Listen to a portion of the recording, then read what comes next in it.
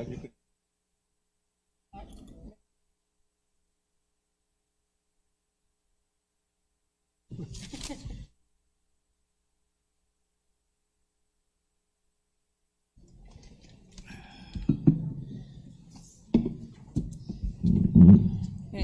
I call this workshop of April 16 to order, and it is now 6:14.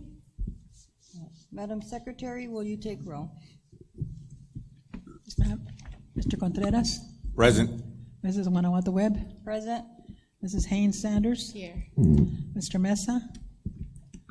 Mr. Overfelt? Mr. Smith? And myself. Ma'am, we have a quorum. Thank you.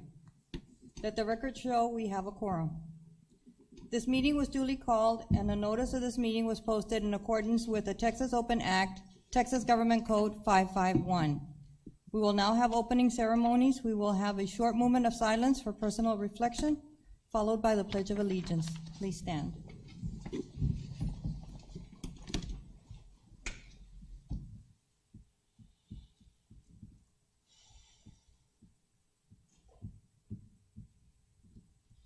I pledge allegiance to the flag of the United States of America and to the republic for which it stands, one nation, under God, indivisible, with liberty and justice for all.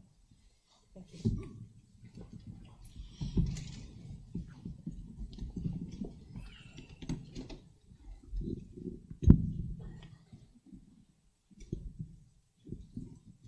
At this time, we are on item 3 of our agenda. Irene C. Carwell Elementary present and future needs presented by Mr. Henge. Ma'am, I'll be doing the presentation, Okay. so I'll go down there. Okay, thank you, sir.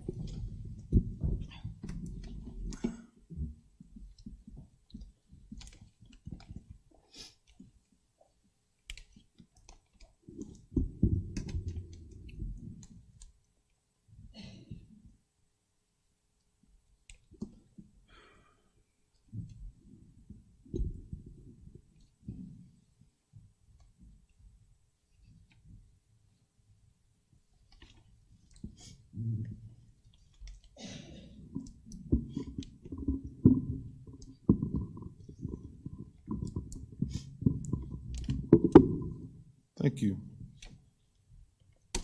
Ms. Webb, members of the board. Today's presentation and discussion is primarily going to center around questions that the board had asked be answered. So I'll go through the presentation and then we'll have some discussion. First, we were asked to present on Irene Cardwell's safety and security concerns. So we divided it up into a few areas having to do with the landscape of the facility, the grounds, facility limitations, food service department, some exterior safety issues, and some campus security. Then I was asked to provide information regarding the cost of the new facilities, and finally to present another scenario for rezoning. So first, the safety concerns. We had Mr. Henge and his staff do just a brief audit. I know that the board had asked, once we start doing some of this work, what else we'll have to get done in terms of having to meet code. We're not able to have that information yet, but we'll continue to work on it. So first, the landscape. Obviously, it's slippery for students and staff, the drainage issues around the main offices, staff parking, the locations between the buildings, and then just the continuous need to replace the asphalt. If we look at the facilities limitations, if you look at this area here up in the top left-hand corner, you'll see that that type of rotting as well as this one exists throughout the facilities. The pipes and what they're holding on to, it just depends on how much paint there is on that wood and how long it can hold on. The utility services are exposed to the weather, and there's HVAC issues. If you look, this is Probably one of the worst ones there. Some have been replaced, but that's still how we provide air conditioning to facilities. And when I talk about meeting code, once we put new units in older facilities, depending on what you're tearing down to make the new unit fit, it just opens up a potential can of worms. The food service department, we hear constant concerns about the doors staying open, flies just coming in and out of the building. If you look at the storage area here and you look at these electrical boxes over here, obviously the concern when you talk about a building that's over 50 years old, you just wonder how much of the wire in those areas is already brittle and itself presenting a concern. The ovens, the warmers and the coolers, they definitely need constant repair. The wash area here has continuous breakdown. The equipment at Cardwell is probably the equipment that needs the most attention throughout all the facilities. The exterior safety issues, the lack of fall material, and it's definitely close to the street. So you can see where the playground needs some area. Because of the kids, the size, sometimes they tend to play in these areas here, and they're very dangerous. Fence hazards, where kids can get trapped, and the outdated water fountains. But incidentally, the outdated water fountains is an issue that we have throughout the district. Cardwell just seems to have a little bit more of an issue than the other campuses. And then there's a whole lot of security concerns. The parent and pickup drop-off, it really, without using a centralized secure location, that's probably the biggest area.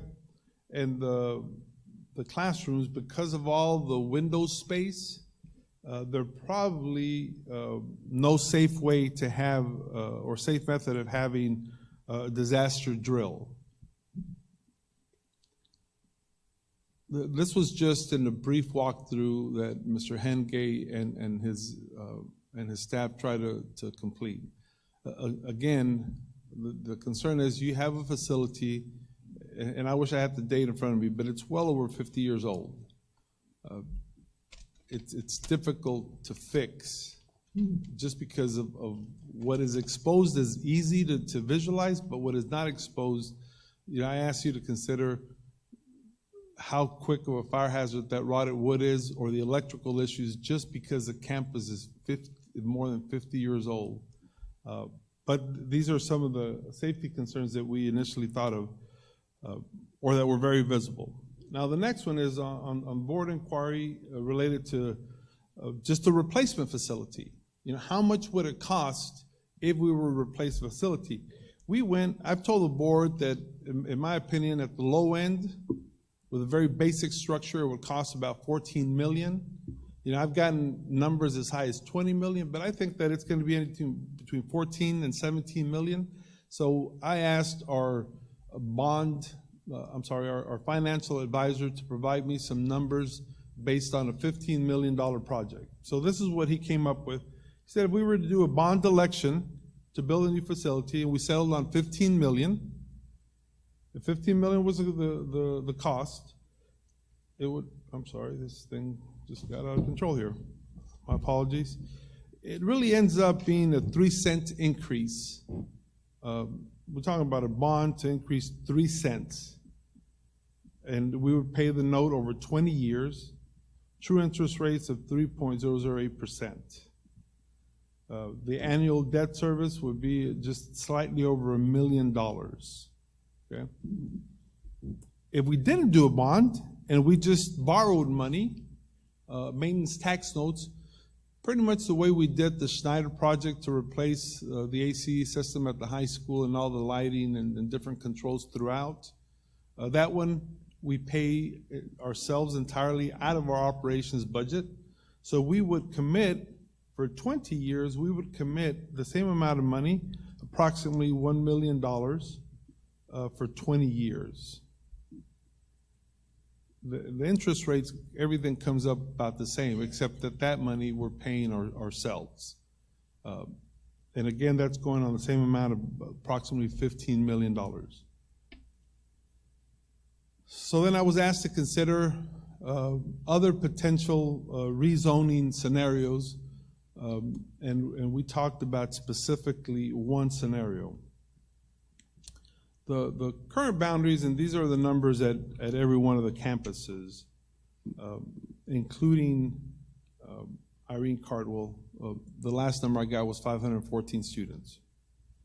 We also talked about, I had promised y'all numbers on the radius, how many kids live within 2 miles of every campus, and that's just because of the busing situation. If we were to pick any particular campus, and this was information that I owed, but it serves to create the scenario that we talked about. So if we look at Buena Vista, 2 mile radius, there's 120 current pre-K students that live in that area. Lonnie Green, 196. Now, the thing to note, if you look at where Lonnie Green is situated, Lonnie Green is going to be situated somewhere around here, if I'm correct, okay? Somewhere right around here. Well, the 2 mile radius overlaps with just about every attendance zone in the north side of Del Rio, and even catches some of Garfield. And that's going to be the case with every attendance zone. We're just not that far apart from each other, okay? So we have to consider that. North Heights, 235, Lamar, 245. Now, incidentally, Lamar, because of the high rate, the high number of students and the low enrollment, that's why that has the highest percentage of the campus capacity. Ruben Chavita, 105, but there really isn't too much development around the Ruben Chavita area. Dr. Fermin Calderon has 183, and Garfield has 260. So when we were considering a potential rezoning and how it would look, and obviously there's the Irene Cardwell that's in the center of town and encompasses a whole lot, so they have 288 students. So we talked about a Calderon and Garfield option. So rather than have pre-K at all campuses or 3 or 4 campuses like we do the bilingual academies, what would it look like if we had pre-K divided into 2 campuses, which was Garfield and Calderon? There's some reasons why this discussion was held. If we had to, for example, split staff, like the principal, for example, rather than have to monitor 3 or 4 campuses, that would be monitoring 2, AM and PM, PM and AM, shifting back and forth. Other support staff that handles a whole lot of the other needs that go with a pre-K campus, it'd be easier to handle 2 campuses rather than 3 or 4, and they could split their time. So that's what brought this discussion up. Again, I want to be clear. Administration is not recommending any one of these particular items or any of the items. We're providing this because y'all requested this information. Okay? The only thing that administration is recommending is that students not continue to attend Cardwell, that we come up with a solution. But we're not saying go borrow money, and we're not saying split Cardwell. We're just providing the information for the discussion. So if we look at the boundaries, and we look at Garfield, currently has an enrollment of 625 students. Obviously, adding 257 students would increase it to 882, which is way too high. And if we took Fermin Calderon, we added 257 students for the total of 504 students, 860 would still be way too high. The boundaries would have to be realigned to create balanced campuses. So in this scenario, what we recommend is if we consider 3 campuses, if we consider North Heights that has room for up to 800 students, so you're talking about another 150 students.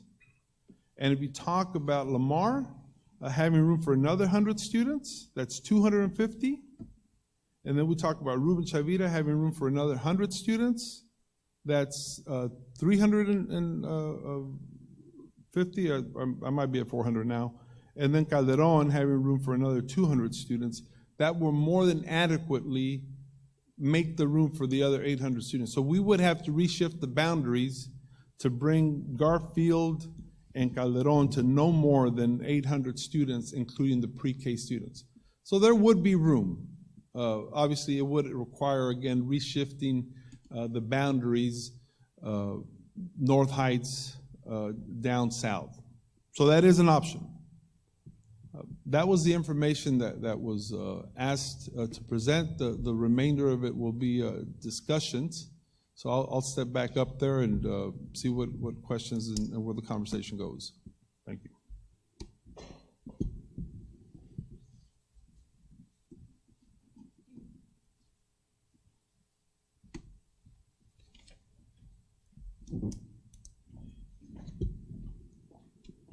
Okay, at this time, we're open for discussion. Any board members wishing to express their opinions or discuss any item that was presented or any other item that was not presented? I'm sorry, can we have Sandra or somebody or Les come back in case any board member wants to see one of the slides again?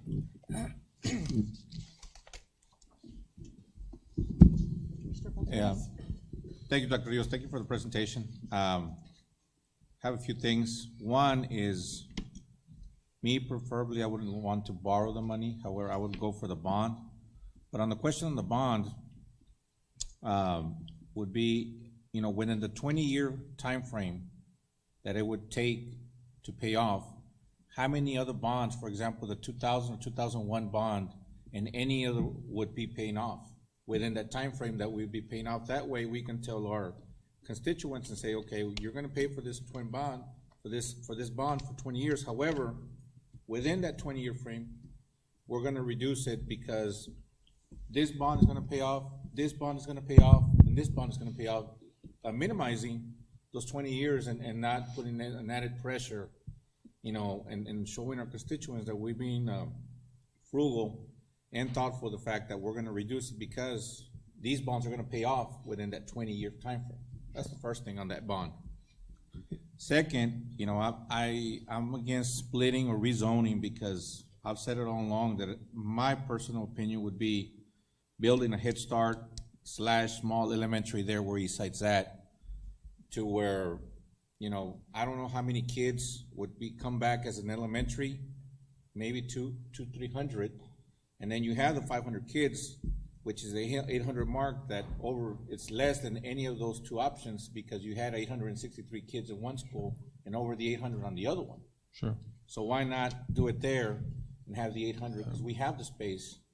Maybe it wouldn't be a 15 million, maybe it would be 20, maybe more, but it would be there, right? That's and maybe even 2-story, who knows, right? That's me. Can I because then you'll lose me on the questions. If I can answer those two and then we'll continue. Okay. So I'll start with your second option about rebuilding or building a campus at the current Cardwell site. And we did discuss that option with different groups of people, the cabinet, and I had a meeting with the board organization. There's plenty of room at the current Cardwell. That land is paid for, and you know, there's a whole lot of wisdom in that, because if you were to build a campus there, then you could have the choice of, you know, shifting Calderon over to that place and redistribute the attendance. That way that campus could serve the east side of Del Rio as well as the central part, thus alleviating some of the attendance for North Heights, which then North Heights can alleviate Lonnie Green, and Lonnie Green can alleviate Buena Vista.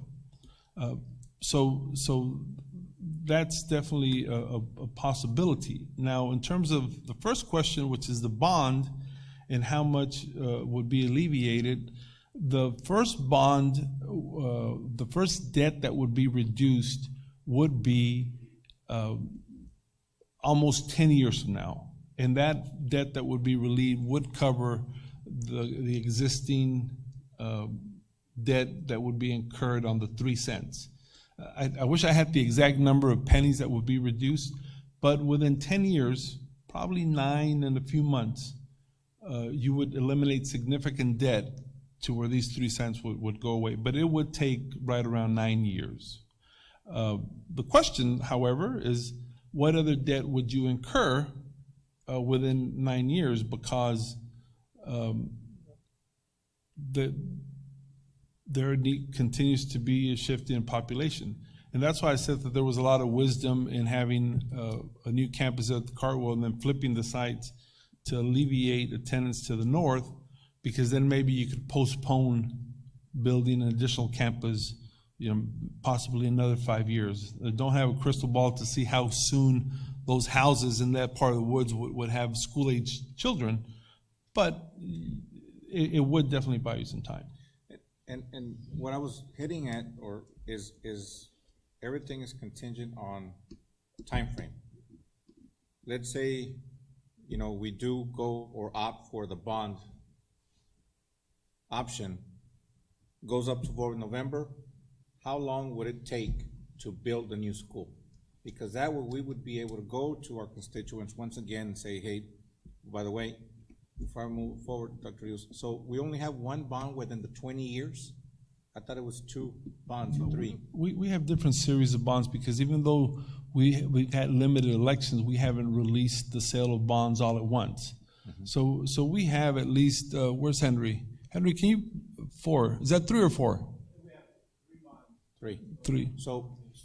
So in essence, we have 20-year mark, but we potentially have 3 bonds that would be paid off within those 30 years.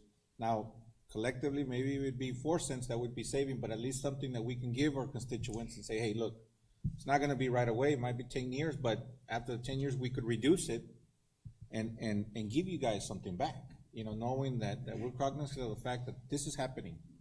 And then the time frame, because then you could come around and say to our constituents, look, we do the bond election in November, 1 more year there, but you're gonna have a new school. You're gonna be able to see it, within the time frame, if and when. Yeah. And then the third part is, have we ever approached Kistler, do a pro bono? Doesn't hurt to ask and say, can you give us more or less something, rough draft on a potential school there that would be 2 stories or that can accommodate, the small elementary and Head Start there where it's at? I mean, have we ever had that conversation? Yes, sir. We have 2 plans for a new campus at Cardwell. We have 3 plans that Kistling and one other architect have worked on. So we have remodeling Garfield, the old Garfield. We have remodeling Cardwell, and we have building a replica of Calderon at Cardwell. So we've done that study as to, more or less how much it would cost, and that's why we feel comfortable with the $15 million. And time frame. And the time frame, here's how that works. So let's say that the board was to call for an election, and the election was held in this November, which is the earliest we can have it now. And the voters approve it. Okay, so then you do all the work with the financial advisor, and you end up having the money by mid-March, maybe May. In the process, you can do all of the work that has been approved and get reimbursed from the proceeds.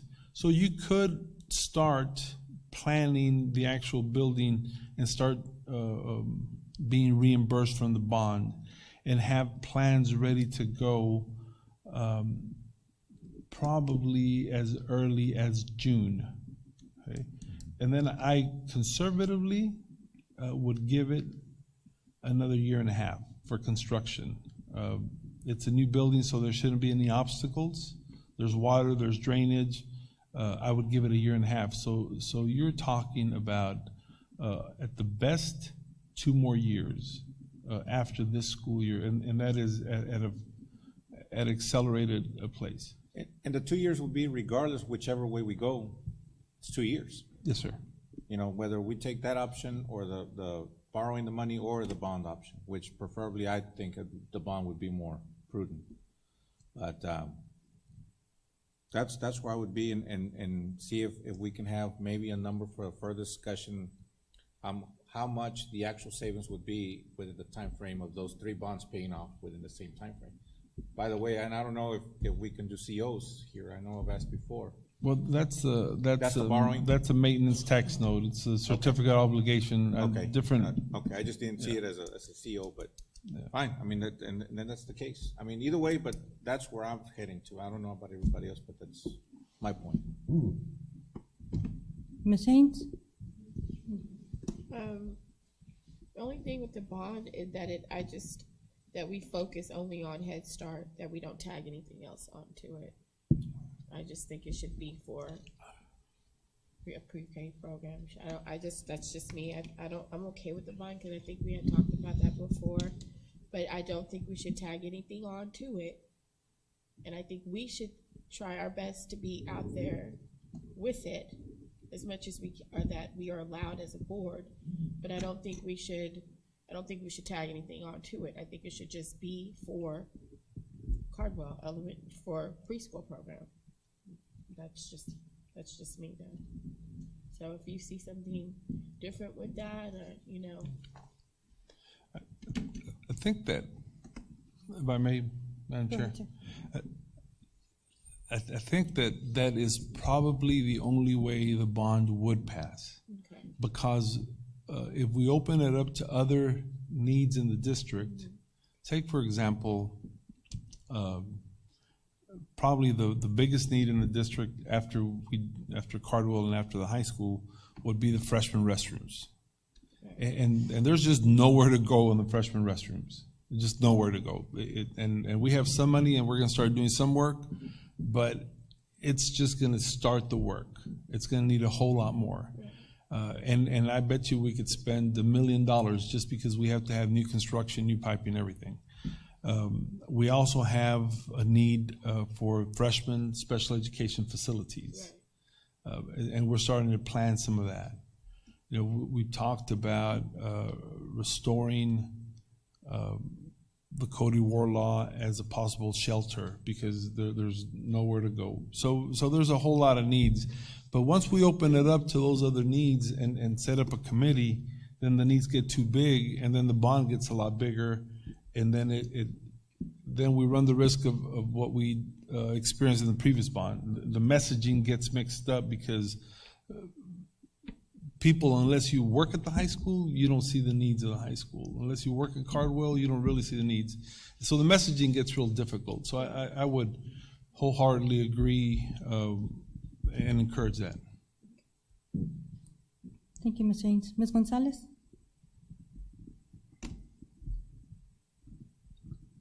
If we do this bond just for Cardwell, what about the other part of town where the growth is?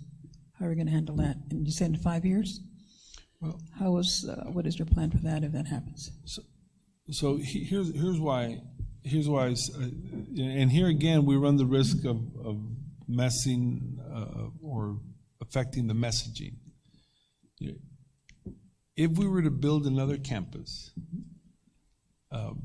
for Cardwell, I would say that we build a campus on the Cardwell site. But that once that campus is built, that we use that as an elementary campus to alleviate the attendance zone as much as possible towards the North Heights area, so then North Heights can alleviate Lonnie Green, and Lonnie Green can alleviate Buena Vista. Right. And that way, you don't have the need to build another campus to the north for another 5, maybe 10 years. Because unless you do that, right now, if you look at the numbers at Lonnie Green, and you look at the numbers at Buena Vista, whichever way you slice it up, whether we move the bilingual academies out of either one of those campuses, there's still plenty of room in that whole area where those campuses are already maxed out. So that's why I would suggest building a campus at the Cardwell site, but using that campus both to provide a solution for Cardwell and to provide overcrowding for the north. Again, I know that that's difficult when you try to explain to individuals, you know, you're doing this so that you don't have to build a second elementary campus. Right, but are you gonna have a separate building for Cardwell and then another site, another place on the site for the higher grades, I mean, the other elementary grades? Cardwell? I don't get it. In this discussion, Cardwell, once the new building is built, Cardwell, Right. pre-K 3, pre-K 4, 100% would go to Calderon. And Calderon, and the students that live on that quadrant of Highway 90 and Bedell, right? That whole quadrant would come to the new campus, along with the center of town from the railroad tracks maybe to 10th Street. That would be like a new attendance zone. So Cardwell would go to Calderon. Basically bringing everybody into the Cardwell, where Eastside is at. All right. Now, again, that's just a recommendation. I mean, you could do a new Cardwell Yeah, we just campus have a Cardwell for on Cardwell site campus, and but then the rest of it on that side. that does nothing to alleviate the overcrowding to the north. It's just difficult because I really feel that if the community was to pass a bond election, unless you assure relief on the attendance zones to the north, you'd have a difficult time passing it. Not that it wouldn't pass, it would just be harder. And then if it did pass, 5 years down the line, you'd be passing another bond to build another elementary campus. Because there is already a need for another elementary campus to the north. So alleviating it now is a solution. Sandra, can you bring up the map? Sure. The map of the elementaries? I don't know.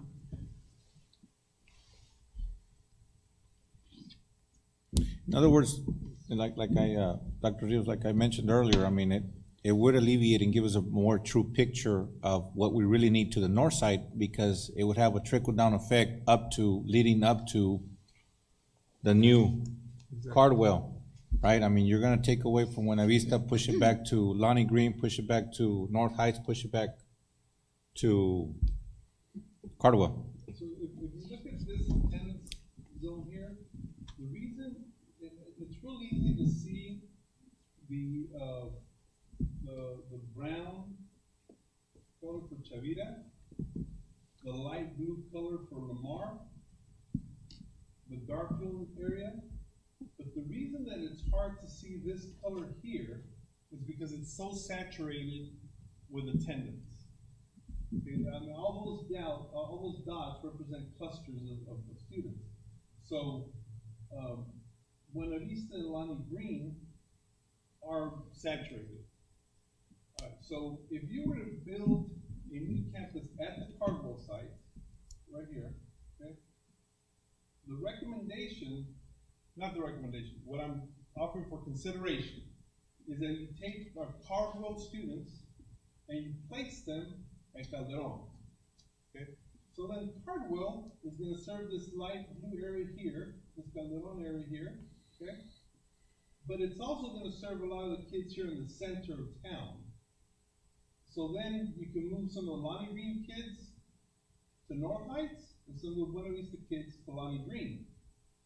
That would alleviate future growth up here in the north. So really you're addressing two needs with one campus. And this will buy you easily, in just my prediction of how the town grows, easily 10 years. But that's just an option. Okay. Did I do a better job explaining that one, Ms. Gonzalez? Yeah, but I'm not too convinced yet. Well, I'm I just, still got my doubts. But thank you. Anything else, Ms. Gonzalez? I'm still considering it, but I appreciate it. Thank you, Mr. And I'm not in favor of splitting up the campus. That's not an option in my field. because of the fact that Cardwell has come together and they have been recognized for many different things. And to split them up into 2 or 3 different campuses is not a good thing. Now, whether we go for a bond, like Mr. Contreras suggested, or whether we borrow money as previously discussed, either or. Now, if we are going to look at building a campus for Cardwell, and that's the way the bond is gonna go, then I believe that the people will think that the campus being built at the current site will be for Cardwell. So then if you turn around and move them to Calderon and rezone that area into the east side or Cardwell site, that's gonna create some conflict unless people that are voting understand that there's gonna be an elementary campus built and that the Cardwell students are gonna go to Calderon. Now, the other thing too, when you mentioned rebuilding a campus and similar to Calderon at East Side, we also have to look, if we're gonna build a new campus for Cardwell, which I think that they deserve a new campus. They've been the ones that have been at the bottom of the poll all this time. But there's also specs in the Head Start standards that state what size the rooms need to be. And if we're gonna build, we have to look at that. Given that I believe that Head Start indicates that as long as the district is providing a site for Head Start, we don't have to be in compliance with that. But if we're going to build something, let's try and see if we can get as close as we can to those standards. The numbers, when we were talking about, and the reason that I don't agree on moving them to different sites is because Head Start right now has 513 students. Out of those 513 students, 346 are identified Head Start. That leaves about 167, more or less, that are identified pre-kinder. Because all of our 4-year-olds qualify for pre-kinder, but not all the 4-year-olds qualify for Head Start. So that's my reason that I don't want to see them split. I understand the need on the campus as far as a walkway. They've been in need of repairs. Had that campus stayed an Eastside Elementary campus, we would be looking at the same thing. I mean, the same safety issues. I will tell you that the campus is, or had a fire marshal code compliance because they had to come in and rewire the whole campus at the last review, which was in 2016, more or less. That's the only siding that was given, so the district put in, I want to say 300 and something thousand or more than that to make it fire code compliance. So all the classrooms, everything on the campus is fire code compliance, other than, of course, a walkway that we know are falling apart. So I would agree, either we go for a bond or we look at borrowing money, but we have to be very careful of, if we're gonna say we're gonna build for Head Start, that the citizens know that the campus is not gonna be for Head Start. It's gonna be an elementary campus and that the Head Start will move to Calderon. Now, if that happens, the Calderon name will then come to the new campus. Oh, man. No. Well, I'm sorry, let me clarify that. It will not come automatically. The board can do whatever the board wants to do. I mean, you're elected, and the local policy is not the administration's policy, it's the board policy. So through your actions, you can rename a campus, but to say that something would happen automatically, it won't. That's something that y'all have to take action on. Because if that is gonna have to wait for board action, and the board is going to determine that Calderon stays with the name of Calderon, then Cardwell needs to stay at the site that it's at because of the fact that that campus has already been named after. Sure. Now, that would be automatically. So if you build a new campus on the Cardwell site, it would stand to reason that without board action, you would be building a new Cardwell campus. That would be automatic. Now, another suggestion is if we build on the Cardwell site and build a Cardwell campus, we know there's enough ground in there. Can't we build an extra unit similar to the extra unit that Calderon has for the severely handicapped students and have a section for, let's say, the bilingual academies at Cardwell site, where you have the campus for Cardwell, plus you have an extra building on the side for the academies, which will free up space at Buena Vista, Lonnie Green, in those areas. I would not recommend that just because of all the other services that go with those grade levels. Okay. You're talking about choir, you're talking about, well, I say choir, but you're talking about music, you're talking about art, you're talking about just different facilities, different age children, different size furniture for cafeterias. It would just be difficult. But that's just me doing the 5-second reaction to a comment. Obviously, we'd have to look at it, but initially that's what just comes to mind. And I would worry that at that point we really would be segregating bilingual students because you're taking them to campus with nobody else that's in their age.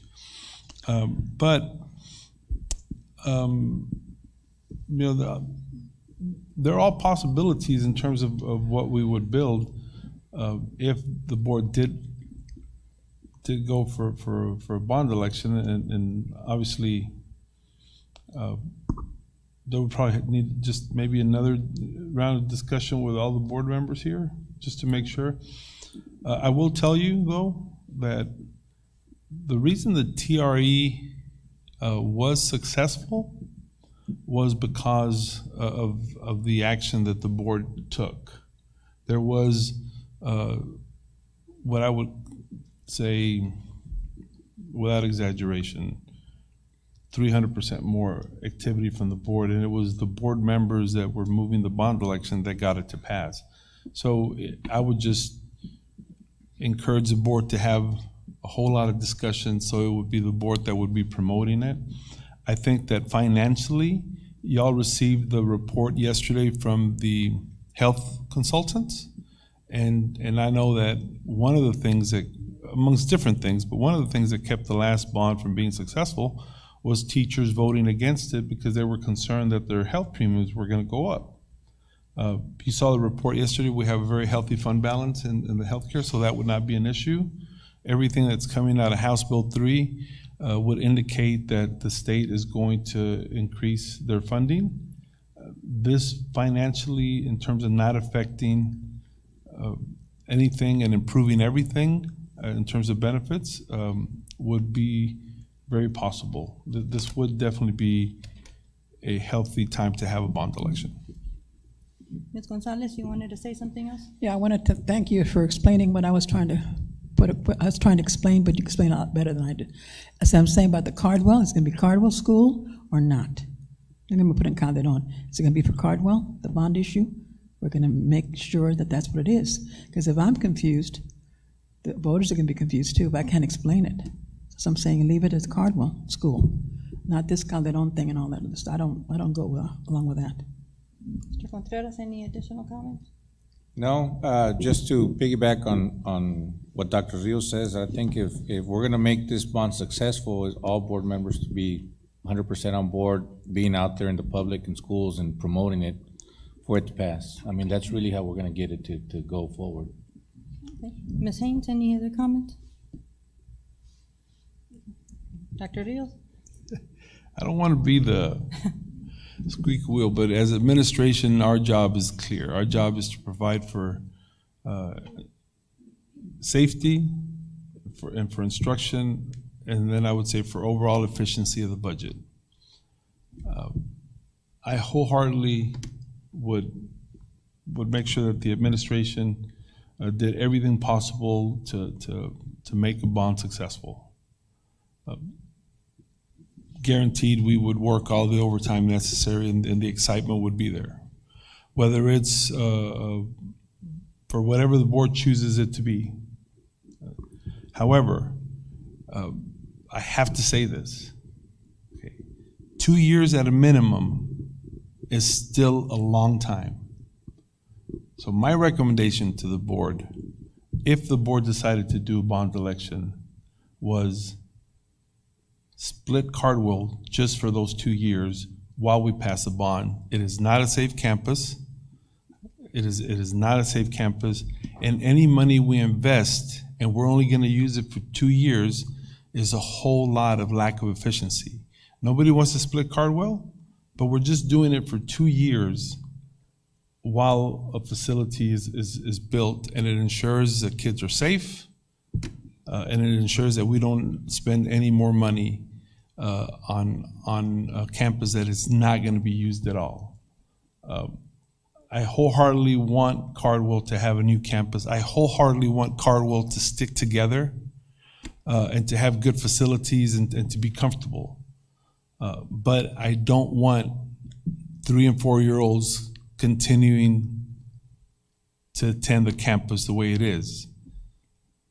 So the board wishes and the other members come on board, that's great. We'll work 110%. But for 2 years, let's put the kids in a safe place.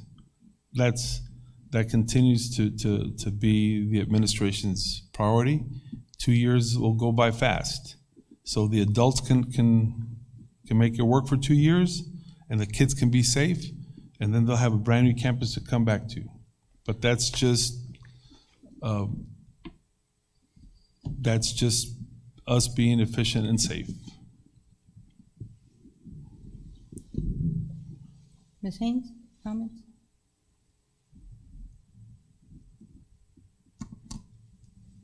No, I've said what I had to say about the bond and stuff. I don't splitting Cardwell for 2 years. I don't know.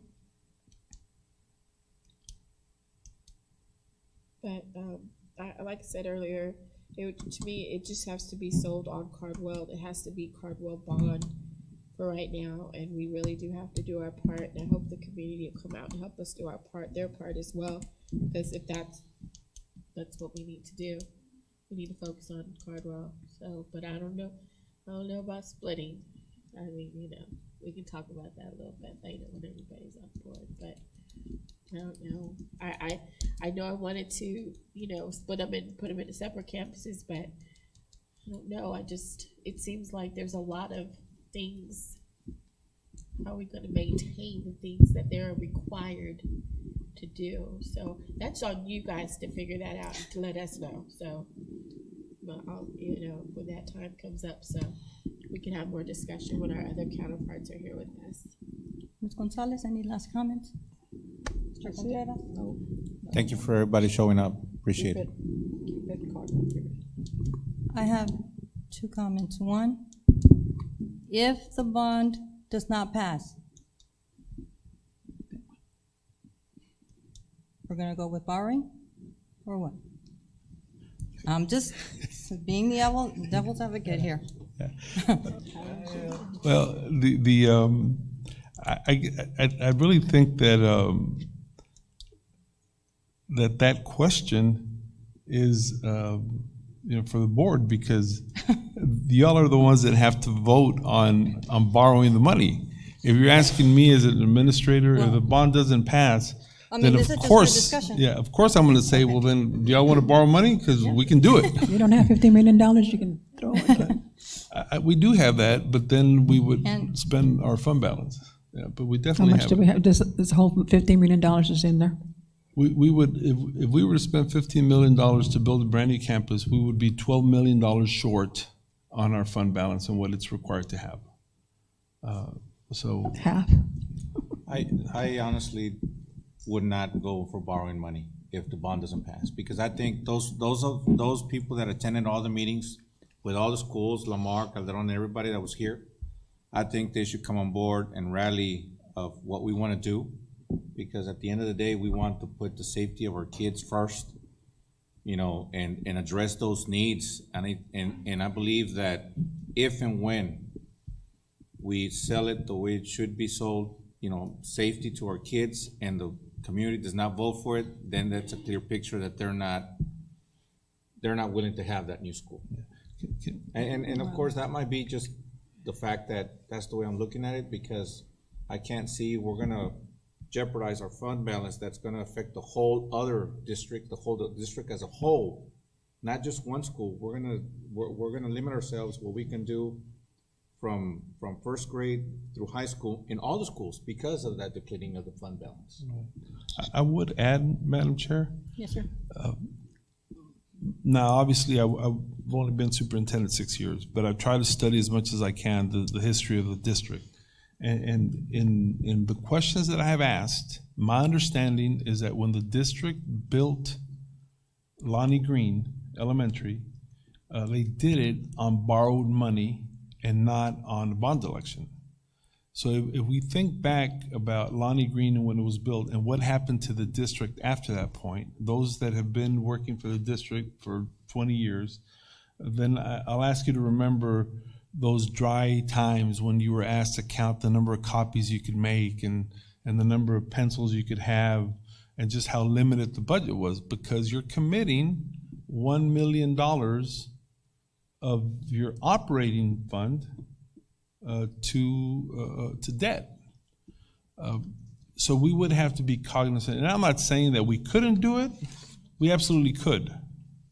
But in saying that we absolutely could, we're also talking about we either cut back on supplies, or we cut back on raises, or we cut back on field trips, or we cut back a little bit on everything to make up $1 million.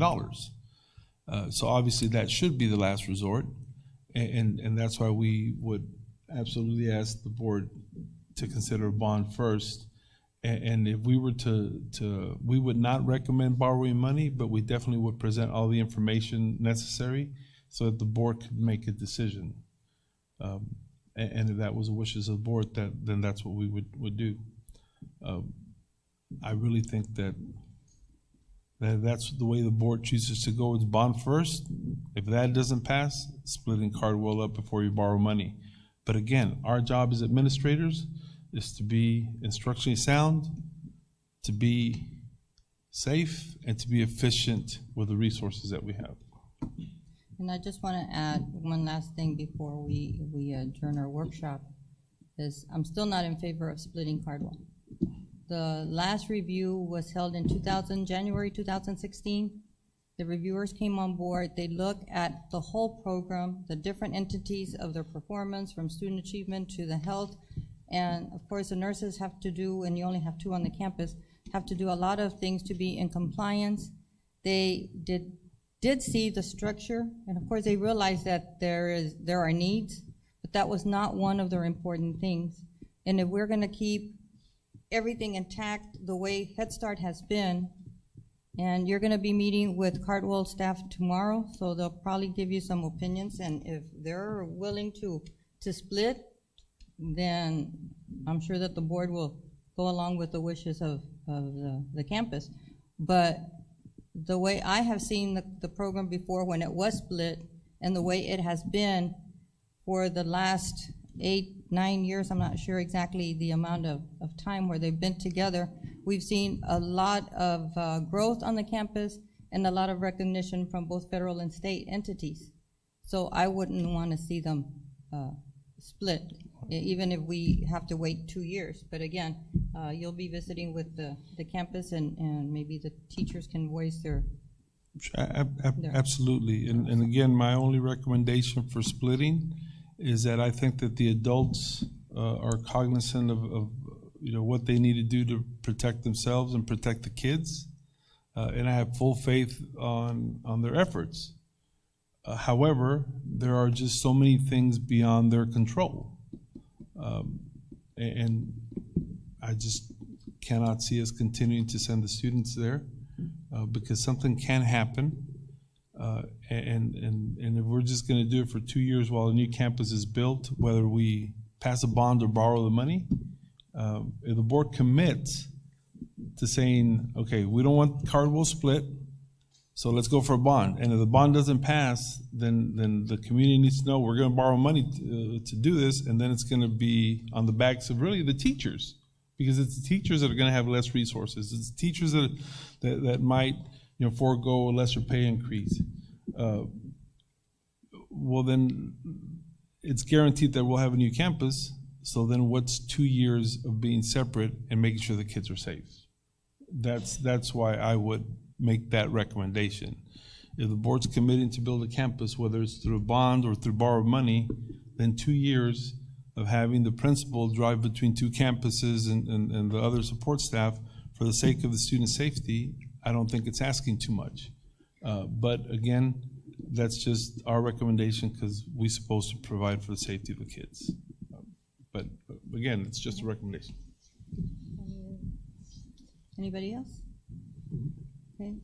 At this time, we are on item 4, adjournment of our workshop. So our workshop is now adjourned, and we are now moving into item 16, closed session. Do we have to vote on the adjournment? Or, It's a workshop. oh, workshop. We can if you want to. You want us to vote on it? I say that just for Robert's Rules of Orders. Okay.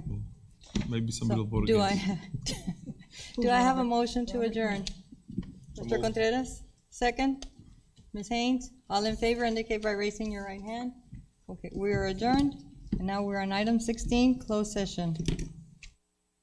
If during the course of any duly posted meeting, the Board of Trustees determines that a closed or executive session is required regarding an item posted on the agenda, the session will be held on any or all subjects and purposes permitted by sections 551.071, 551.072, 551.073, 551.074, 551.076, 551.082, 551.084, 551.087 of the Government Code, the Texas Open Meeting Act.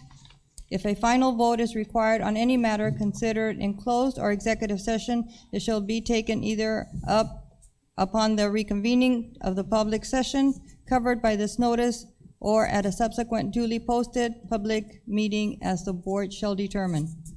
16A, prudent to 551.074, personal matters, and 551.071, consultation with attorney regarding superintendent's formative evaluation.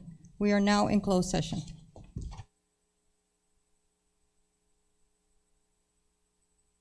Now 8:26, and we are now reconvening into open session. Let the record show that no action was taken in closed session. We're now on item 17, and discussion, or 16A, discussion on superintendent's formative evaluation. For the record, it's just procedures that are done by the board to determine the formative evaluation on the superintendent, and we would say that everything is where it needs to be, and this is something that is done at this time. So everything is well, and thank you, sir. Appreciate it. Yeah, thank you. We are now on item 18, superintendent's report. There are none. Item 19, we need a motion for adjournment. So move. Mr. Contreras moved, second. Ms. Haynes, all in favor indicate by raising your right hand. Motion carries. We're now adjourned.